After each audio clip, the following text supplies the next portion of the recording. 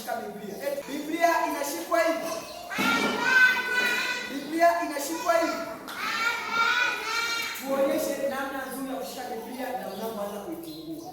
Unaifunguaje? Unaishikaje ili uanze kusoma? Amepata, amekosa. Amepata. Tufungue kitabu cha Yohana. Tuhesabu hadi 10 twende. 1.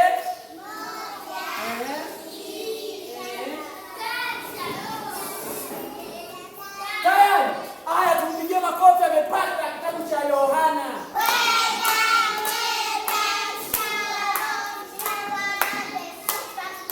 Amekipata kitabu cha Yohana ndani ya sekunde 3.